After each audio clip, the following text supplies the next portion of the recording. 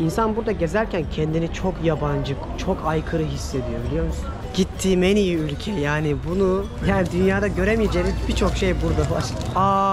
Hani Japonduk, yılda 30.000 Japon yalnızlıktan dolayı intihar ediyor. Enteresan Japonya gece hayatı tecrübem oluyor. Abi gözünüzün önünde yemekler yapıyorlar. Şu dükkanların güzelliğine bakın.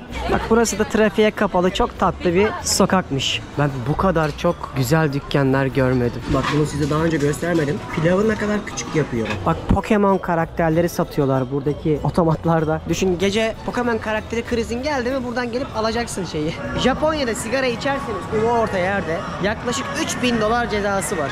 İşte size bahsettiğim paçinkolar içeride. Fark ettiyseniz hiç çöp görmemişsinizdir. Bunun sebebi gece saat 11 noodle yemek için şu sırayı bekliyorlar. Japonya'ya insanın gerçek anlamda hoş geldiniz diyeceği bir manzara.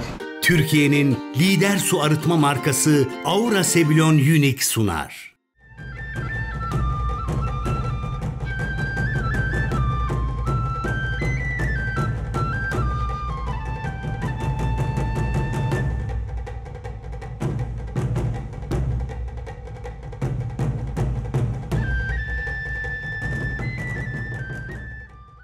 Hanımlar beyler, ben Deniz Pehlivan. Sizlere şu anda Japonya'nın Osaka kentinden sesleniyorum.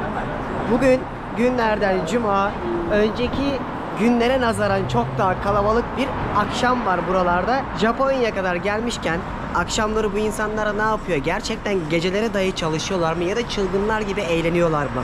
Ya da özellikle dedikleri kadar çekingenler mi, girişkenler mi? Hepsini göstereceğim. Hem yemek yiyeceğiz, hem kulüplere gideriz.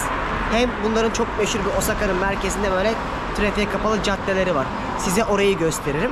Bu benim ikinci kez buraya gelişim olduğu için oldukça Osaka'nın neresinde ne var biliyorum ve blog yazılarında da yazdığım için hakim. Aynı zamanda yine bu gezimde size söylediğim gibi her şeyi açıklamaya yazacağım ki eğer Japonya'ya gelirseniz ya da Kore'ye gelirseniz bu yaptığım videoları açıklama kısmındaki bağlantılı blog yazılarımı da ekleyerek sizlere rehberler çıkarmayı çok seviyorum.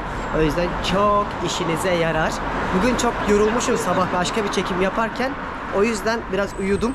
Şimdi kendimi dışarıya attım. Hem akşam yemeği yiyeceğim hem de Japonya, Osaka'nın gecelerini birlikte keşfedeceğiz. Hadi bakalım, sizlere iyi seyirler. Bana da keyifli bir akşam olsun. Şimdi otelden çıktım. Yaklaşık bir 15-20 dakika kadar yürüyeceğim. Aslında metroda var ama bilerek yürümek istedim. Hani ne var ne yok göreyim diye. Bunların hepsi sex shoplar. Bu adamlar bir anime karakteri gibi yaşıyorlar.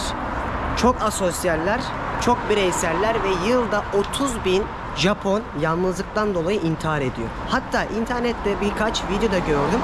Yalnızlık bakanı atanmış. Özellikle pandemiden sonra. O yüzden sosyalleşemedikleri için böyle seks shoplara, işte tek böyle kısa süreli oteller var. Oralara falan gidiyorlar. Çünkü yalnız kalıyor. Bunu hemen anlattım çünkü bundan çok göreceğiz bugün. Bazılarına girebiliyoruz ama içeriye girebiliriz ama biri çekmiyorum. Bir de dün bir şey dikkatimi çekti. Görürsem bugün sizinle de paylaşacağım. Ve burası 7-Eleven'ın dünyadaki en çok şubesi olan yer. Otomatlarda. Ne satıyormuş? Kahve satıyor. Ama kahvenin hani daha önce bilmediğim her versiyonunu satıyor. Ben bu kadar çok güzel dükkanlar görmedim. Ve bu kadar çok otomat görmedim. Şunda ne varmış mesela? Dondurma veriyor mu bu da? Aradığınız her türlü dondurma var. Şöyle karanlık bir sokağa girdim. Buradan kestirme yol verdi. Ama o kadar güvenli ve sakin ki hiçbir ne kaygım var ne korkum. Zaten şu an böyle aptal aptal bakıyorum etrafa. Yani çok enteresan, çok ilginç. Her yerde böyle anime karakteriyle süslenmiş dükkan işte bak mesela. Hayatları anime. Valla bir yerde artık bir şey yemek istiyorum, ölüyorum açlıktan. Bak şu kızlar dükkanlara çekmeye çalışıyorlar. Tatlı tatlı giyinmişler ya. Onlar sizin kara kaşınıza, kara gözünüze kandıkları için değil.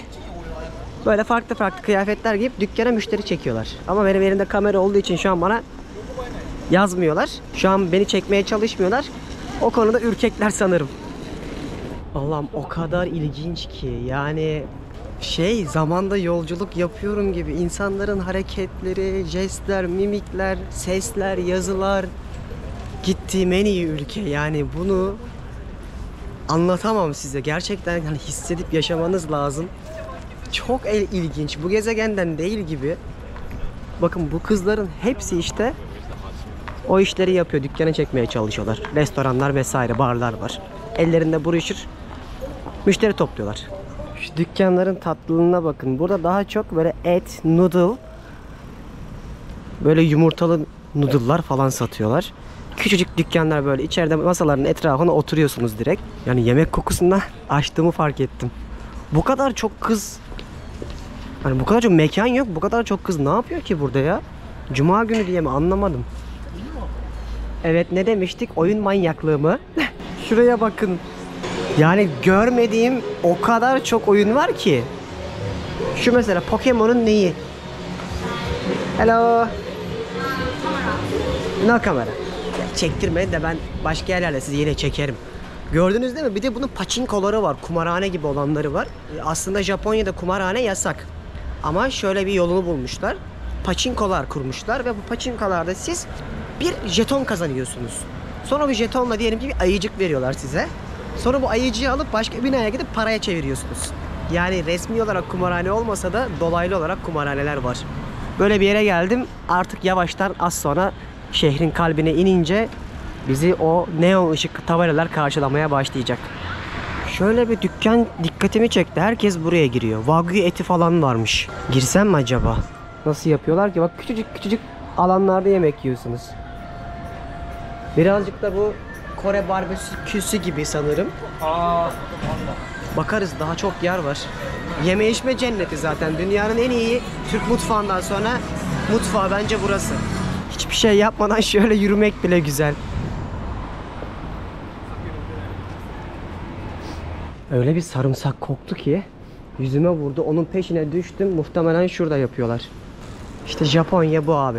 Küçücük küçücük dükkanların yan yana sıralanmış bir şekilde hizmet verdiği kafeler, barlar, restoranların manzarası ya. Ne kadar çok et gördüm. Ama hep Japonca gibi. Ben şurada yazıyor. 5000 yenmiş. 8 tanesi. Yuh, $50. Sıra beklemeyi severlermiş okuduğum kadarıyla. Saatlerce kapıda bekliyorlarmış. Burada da ve her şeyde artık İngilizce var. Bakar mısınız ya? Bir şekilde ucundan kıyısından yakalayabiliyorum.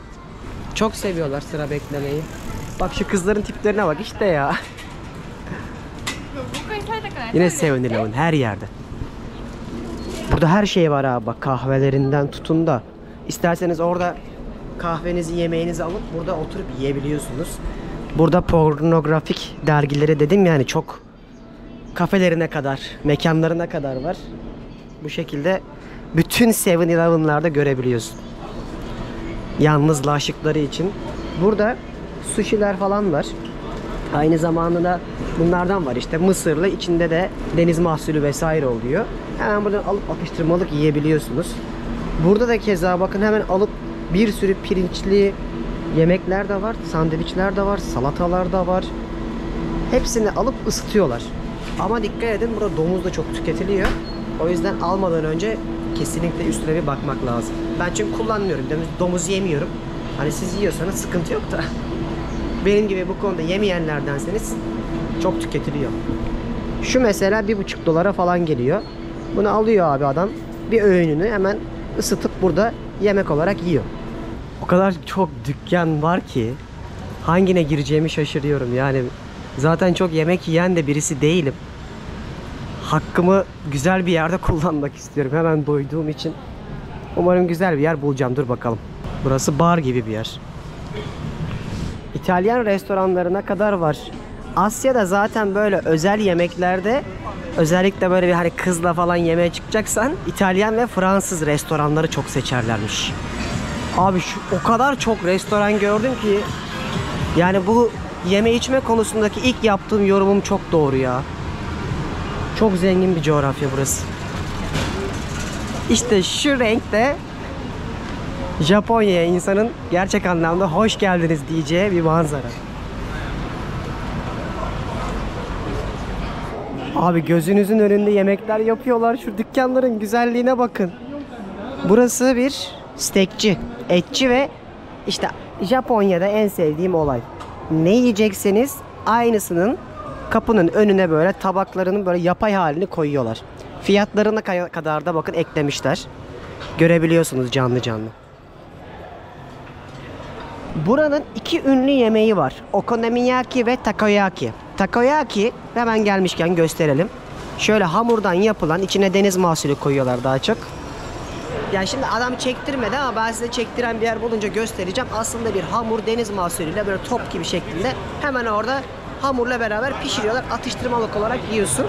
Bir de o takoyaki var. Okonomiyaki var. Okonomiyaki de bildiğin bir teppanyaki mutfağı gibi böyle önünüzde sizin bunların yerel böyle karışımlarını kullanarak noodle'ıdır, işte sebzesidir, deniz mahsulüdür. Hemen hazırladıkları bir pankek gibi ama değil. Çok başka bir şey. Dur yaşayınca gösteririm, deneyimleyince. Böyle bir caddelerine geldim. Hafta sonu dedim ya, herkes şu an tıklım tıklım sokaklarda. Şöyle bir et restoranı var. Hani dünyanın en pahalı eti Kobe eti diyorlar ya. Bir parça sushi şeklinde alırsanız 4-5 dolar. Ama şöyle 120 gram bir premium sirloin alırsanız 16.500. Yani 1 dolar 120 gibi düşünseniz inanılmaz. 150 dolara falan geliyor yaklaşık olarak küçücük bir parça et. Abi ben dayanamadım. Yine bir şey gördüm. Bir altlık gibi yapalım, hadi gelin. Şöyle bir restoran var. Yine one person. Thank you. Kemerde sushi yiyelim. Buradaki sistem daha farklı. Böyle elektronik bir tabela kullanmıyorsunuz. Böyle bir menü var. Her tabağında bir fiyatı var. Yani yediğiniz ürüne değil, tabağın rengine göre para ödüyorsunuz. Başlayalım.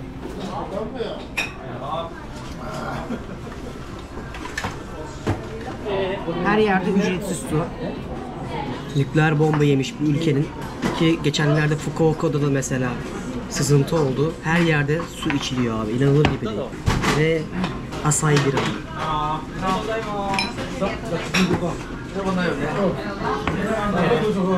Burada wasabi de böyle geliyor. Anlamadım niye böyle veriyor ki? Bu da çok güzel. Bak bunu size daha önce göstermedim. Mesela bak pilavı ne kadar küçük yapıyor bak. Üzerine koyduğu ürün çok daha büyük. Taşıyor hatta. Bu bir ahtapot. Vallahi çok güzel yemeğimi yedim. Karnım doydu. Şimdi Japonya'da sigara içerseniz ulu orta yerde yaklaşık 3000 dolar cezası var. Peki insanlar nerede sigara içiyor? Şuralarda işte bakın smoking room'lar var, görüyor musunuz? Buralarda sigaralarını içiyorlar. Ya da önünde. Buradan da sigara falan satan normalde şeyler var. Makineler var ama daha henüz burada göremedim. Ortamımız gayet güzel. Şimdi buradan aşağıya doğru gidip en yoğun yerini göstereceğim size. İşte size bahsettiğim paçinkolar içeride. Burada oynuyorsunuz abi gelip. İçeride çekemem ve genelde yaşlılar burada ölene kadar, son nefesine kadar oynuyor. Onların en çok sevdiği şeylerden biri bu paçinkolarla oynamak. Dayanamadım. Ben de oynayacağım 1000 yen. Şuradan atıyormuşum. Atalım bakalım. Bunlar nasıl eğleniyorsa biz de aynısını yapalım. Oo, ne kadar çok şey geldi.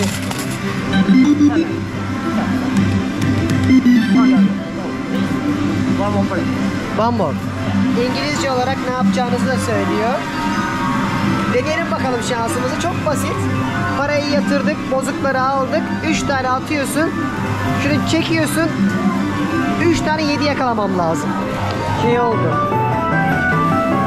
Bir şey oldu, anlamadım. Bakalım ne olacak.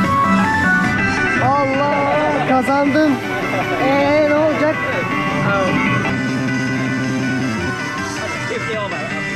Ha, 50.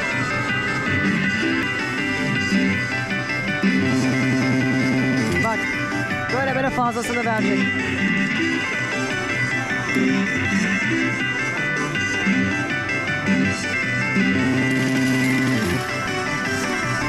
Bu kadar para kazandım. It's mine ha? How much do you think? How much do you think? how much? 2,000, 3,000? 8,000. 8,000. Okay. Yeah. Tek tek saymıyorlar, böyle sayıyorlar. 6,000. 6,000. Okay. Binanın üstüne çıkartıyorlar şimdi beni. Bu kartı verdiler. Bu kartla para alacağım herhalde. Abi inanılmaz. Para yerine bu. Para vermiyor, bunu veriyor. Red Bull verdi, 2 tane de kart verdi. Başka yere götürüyorlar şimdi beni. İnanamıyorum. Sisteme bak. Ama hepsini çekemem, dur. Şimdi beni böyle bir yere getirirler. 6.500'de para verdiler. 1000'de girmiştim. Kumarı asla önermiyorum. Asla oynamayın. Ben zaten kumar oynamak için değil, bunların ne yaptığını anlamak için deneyimledim. Bir de Red Bull verdiler. İşte dediğim olay. Yani sistemin açığını kafalarına göre uydurmuşlar. İnanılmaz. Böyle bir para oldu. Bunu da yeriz işte. Yani gerçekten başıma gelmese inanmayacağım bir tecrübe yaşadım. Ama yine söylüyorum, asla kumar oynamayın. Kumarın her türlüsü insanı hem psikolojik hem ekonomik anlamda yutar. Ben bunu sadece bir anlattığım hikayeyi deneyimlemek için yaptığım bir tecrübe oldu. Bu arada Instagram'a da bir sürü hikaye paylaştım arkadaşlar. Oradan da bakarsınız. Anlık olarak gezdiğim birçok yeri orada daha hızlı paylaşıyorum. Bir hayalin peşinde hesabından ulaşabilirsiniz. Şimdi buranın en işlek yerine doğru yürüyorum. Fark ettiyseniz hiç çöp görmemişsinizdir. Bunun sebebi, çöp kovası yok bu ülkede. Çöp kutusu niye yok? Çünkü insanlar burada çöplerini evlerine taşırlarmış ve özellikle 3'e bölerlermiş. İşte 2 günde bir atacakları, 3 günde bir atacakları, bir haftada bir atacakları diye ayrıştırırlarmış. O yüzden kültür olarak Japonlar buna alıştığı için çöp kovasına da ihtiyaç duymuyorlar sokaklarda. Yine burası da o makinelerle oynayabildiğiniz, İşte hediyeler almaya çalıştığınız, para atıp, bizde de var ama burada milyon çeşidi var gördüğünüz üzere ve bunlara bayılıyorlar ya. Her 100 metrede bundan görüyorsun. Bunda mesela cips gibi bir şey veriyor. Bunda şu domuzu alabiliyorsun. Bunda şu teddy bear gibi bir şey var. Bir çığlık koptu. Kazandılar. Şunlar kazandı mesela. Eleman almış. Bu işte, hayatları bu şekilde. Bunlara bayılıyorlar. Gece gündüz bunları oynuyorlar. Ama neler neler var. Hani atıştırmalıklara kadar alabiliyorsunuz. Çok ilginç bir dünya. Burada oyuncaklar var. Bunda da anime karakteri Arima Kana'ymış ismi de. Hadi be, düşürdü. Neredeyse almıştı şunu mesela. O kadar çok oyun var ki ya, noodle veriyorlar, düşünün yani. Bunda kazanırsan noodle alıyorsun. İçerisi çok gürültülüydü. Bir de yani bu yeni jenerasyon özellikle çok ciddi bir iş baskısı ve altındaymış. İnternette okuduğum birçok şey öyle diyor. Özellikle pandemiden sonra burada kiralar çok uçmuş. Tokyo'da yaşayan insanlara Tokyo'dan gidin diye devlet para veriyormuş. Çünkü birçok yerin artık dengesi bozulmuş nüfus anlamında. Burada kırsalda değil de ülkeler daha çok büyük kentlerde yaşıyorlar. Şu dükkanın güzelliğine bak mesela. Burası noodle dükkanı. Bakar mısın? Gece saat 11. Noodle yemek için TripAdvisor'da falan ödüllü bir yermiş burası. Şu sırayı bekliyorlar. Acaba bak, şu ne otomatı? Böyle Pokemon şeyi gibi yuvarlak kapsüller var. Onların içinden alıyorlar. Ama bilmiyorsun ki yani ne olduğunu dair hiçbir fikriniz olmuyor. Diyorum ya, başka gezegen, başka kafalar bunlar. Şehrin kalabalık noktalarından en yoğun bölgesine geldim artık. Burada bayağı bir gece hayatında falan da göreceğiz. Heh, dediğim şey takoyaki bu işte. Toplar halinde yapıp yiyorsun. Çekmeye utanıyorum. Az önce adam çekme deyince bende de psikolojik bir baskı oldu. Vallahi her yerde bir detay var arkadaşlar. Artık anlatmaktan yoruluyorum bazen. O yüzden hani göstermek yeterli olacaktır Japonya'da. Ve onların İstiklal Caddesi'ne geldik. Burada da yine bak elinde fiyatlar yazan,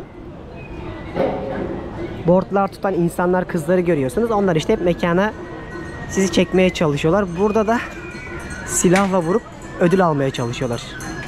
Yine bir oyun. Abi Wagyu. Bugün size var ya Wagyu ve Kobe eti yedireceğim. Gösteririm.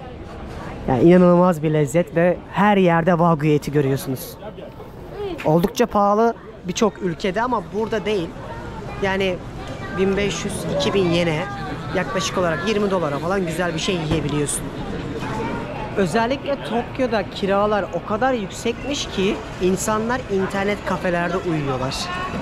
Daha uyguna gelsin diye. Hatta bu kapsül otellerde zaten bu kiralardan dolayı çalışan beyaz yakalıların gece böyle en azından 3-5 saat uyumaları için çıkıyor. İlk başta 7 saat uyuyabiliyorsunuz ama günümüzde artık otel konseptinde. Şurası da çok ünlü bir tempuracı. Zaten önündeki kapı kalabalıktan anlıyorsunuz. Tempura da işte dışındaki bir sosla genelde karidesin etrafına koyuyorlar. Onu yiyorsunuz. Bu da yine takoyaki.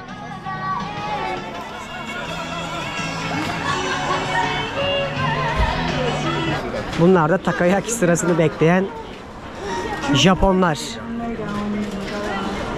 Çok seviyorlar dedim ya sıraya. Saat 11. Her yerde sıra var. Işıl ışıl bir yere geldim. Burası tam merkezi diyebileceğim yer işte. Şurada köprü var. Altında da nehir. Şu neon ışıklarına bakar mısın? Bak ben kaç sene önce gelmiştim. O zaman da vardı şu mavi olan. Hatta onun önünde fotoğrafım var. Şurada çektirmiştim. Burada da insanlar işte gelip akşamları en çok fotoğraf çektirdikleri noktalardan bir tanesi. Bak herkes o adamın şeklini yapıyor, hareketini yapıyor hatta. Bu köprünün de adı Ebusubashi Köprüsü diye geçiyor. Buradan da devam ettiğinde şurada meşhur Shinshibashi diye bir yer var. Hatta onun metro durağını bile hatırlıyorum. Oraya doğru yürüdüğünde yine burada çarşılar, pazarlar var. 24 saat açık karaokeci burası. Karaoke kelimesi de zaten Japoncadan türemiş bir kelimedir. Gece millet artık mekanlara akmak için bak kızlar falan süslenmiş, püslenmiş. Gece hayatını yaşamaya gidiyorlar. Buralar klapların olduğu yerler. Mesela şurası bir Club Pocha diye bir yer. Ve burası da ayrı bir bar. Bu arada Japonlarla Korelilerin yüz olarak hiç alakası yok. İnsan biraz zaman geçirince farkına varıyor. Susadım. Şu marketten bir su alayım. Bu Lawson markette her yerde var, 7-Eleven gibi. Buralar birazcık daha arka mahalleler oldu ama daha çok gece hayatı buralarda diye okumuştum. Ben ondan bu az önce gösterdiğim kulübe doğru yürüdüm. Şurada mesela devasa bir mekan mı var, reklam panosu mu bilmiyorum. 7/24 her yerde market de var, yeme içme de var. Uyumuyorlar. Bakar mısın? Şu sushi bile iyidir biliyor musun? Bak bu değil de şunlar mesela tabakta olanları da oluyor. Ki insanlar hani daha ekonomik olsun diye gelip bunların hepsini tüketiyorlar. Ya bir gün ben size market videosu çekerim ama kalamarın tatlısı gibi böyle kurutulmuş paketlere koymuşlar. Onlardan satıyorlar. Mesela burada kurutulmuş yine kalamar var. Hatta kalamarın kurutulmuş noodle'ını yapmışlar. Yani dünyada göremeyeceğiniz birçok şey burada var. Bunun da sebebi tarım arazileri olmadığı için neredeyse bütün endüstrileri yeme içme anlamında deniz mahsulü oldu. Burası Fuhuş Mahallesi. Şimdi çekmedim. Kadınlar gelip masaj ve mutlu sonla olanlar da dahil. Direkt Japonlar. Hani Japonduk. Burada da nasıl fuhuş olur ya? Şaşırdım. Çünkü anladım ben durumu. O kadar yerlere girip çıktıktan sonra insan fark ediyor bakışlardan. Kamerayı cebime koydum, anında geldiler. Vay anasını. şaşkınım. Bu kısmını bitirdim. Yürüye yürüye buraya kadar geldim. Buradan sonra artık şehrin karanlık mahalleleri başlıyor. Biraz da şu aralarda böyle tam Japonya'daki o filmlerdeki kareleri gördüğümü düşündüğüm yerler var. Oraya doğru yürüyorum ama burada fuhuşun olmasını hiç beklemezdim. Bak, Pokemon karakterleri satıyorlar buradaki otomatlarda. Düşün, gece Pokemon karakteri krizin geldi mi buradan gelip alacaksın şeyi. Bunu alıyorlar mı bilmiyorum ama yani o kadar çok 7-Eleven görüyorum ki. Mesela şu arkamdaki abla da muhtemelen çalışanlardan, bakışından anladım, öpücük yaptı çünkü. Otomatların önünde hiç ben böyle insan görmedim daha şu ana kadar. Ama 7-Eleven'dır, diğer marketlerin hepsi tıklım tıklım. Şu sokakta bir hareket var gibi. Biraz da orayı keşfedeyim. Bak, burası da trafiğe kapalı, çok tatlı bir sokakmış. Bu arada buralarda hep şeyi görüyorsunuz. Gentleman's Club'lar. Tahmin ettiğiniz, gidenlerin bileceği üzere yerler. Oğlum o kadar ilginç tipler var ki, bak şunları gördüm, bak yüzünü kapattı. Bak şurada giden anime karakteri gibi kızlar var mesela. Bambaşka kafalar ya. Klapların olduğu yerlere de geldik. Neymiş buranın ismi? Amona. Ne diyor? Giriş bir içkiyle 1500. Hello. Yani 13-14 dolar falan. Normal. Buralar daha mahalleleşti. Size az önce gösterdiğim yerler daha böyle tam turistik, lüks yerlerde. Bak, bunlar daha böyle ara sokakların olduğu yerler. İnsan burada gezerken kendini çok yabancı, çok aykırı hissediyor, biliyor musun? Yani hiç mesela İtalya'da, İspanya'da falan gezerken bir parçası gibi hissedersin ama burada yani gözlerin üstünde olduğunu da hissediyorsun mesela. Ben yıllar önce buraya gelmiştim mesela. Club Circus. Yani bilmiyorum bir mekana girer miyim bugün ama öyle dolanıyorum boş boş. Vallahi o arkadaki sokakların hepsi fuhuş mahallesi. Aklınızda bulunsun. Buralara gelirseniz renkli renkli evler, sokaklarda sürekli sizi çekmeye çalışan kızlar göreceksiniz. Ben şok. Ben şuradan efendi gibi düzgün düzgün gezeceğim yerleri size göstereyim. Arkamdaki mekana girdim. Burlesque diye yazan ve Striptease Club orası. Ben bira içmeye indim aşağıya. Sonra neyse baktım fiyatlara, 7.000 yen. 90 dakika boyunca şovlar varmış içeride. Bilmiyorum, duyuyoruz, öyle diyorlar. Yaklaşık 60 dolar falan. Ama böyle 90 dakika boyunca sınırsız içki içebiliyor musun? Buralarda böyle şeyler var. Enteresan bir Japonya gece hayatı tecrübem oluyor. Kafama göre bulduğum her yere girip çıkıyorum. Aa bak, ben böyle barları çok severim. Irish pub gibi. Heh, benim aradığım yer bu. Çok ilginç bir şey daha söyleyeyim. Burada sokakta sigara içersen 3.000 dolar cezası var. Ama neredeyse bütün barlarda sigara içebiliyorsunuz. İnanılmaz. Yani her yerde böyle kül tablasına kadar getiriyorlar ve arkamdakiler zaten çatır çatır içiyor. Şöyle bir bira söyledim. Japon birası bu. 900 yen. Gayet güzel. Yani yaklaşık olarak 7 dolar falan vereceğim. Burada bir bira içerim, sonra gezmeye devam ederiz.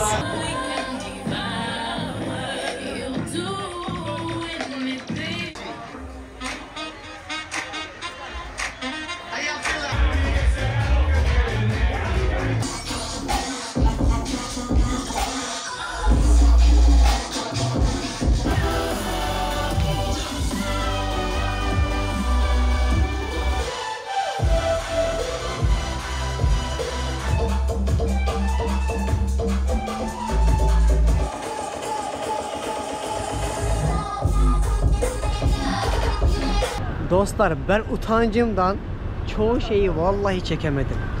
Yani ben Japonları böyle bilmezdim.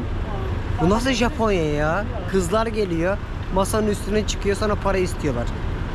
Ve böyle bir ortamdaydım normalde. Hani ben buraları geziyordum. Ama artık gidip uyuyacağım. Gerçek anlamda beni Japonya çok şaşırtıyor. ve insanları, erkekleri, kadınları çok sosyaller. Koreliler gibi değiller. O yüzden benden şimdilik bu kadar. Ya ben birçok şey aslında gördüm de hani çektim de ama paylaşamam sizlerle onları. Ama beni şaşırtan şey, ben Japonya'da bu kadar rahatlığı görmeyi tahmin etmiyordum. Artık ben yavaştan otelime gidiyorum.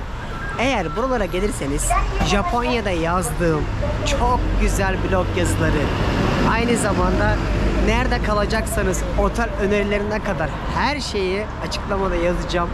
Şimdi gidip uyumam lazım. Çok güzel bir akşamdı bu arada. Çok güzel insanlarla tanıştım ama çoğunu çekemiyorsun. Yani müzik var arkada falan. Duyamazsınız zaten. Şimdilik benden bu kadar. Bir sonraki bölümde artık Kyoto'ya doğru yol alacağız. Dünya turumun en güzel durağı olan Japonya'dan şimdilik elveda. Sonraki bölümde görüşmek üzere. Kendinize çok iyi bakın. Türkiye'nin lider su arıtma markası Aura Sevilon Unique sundu.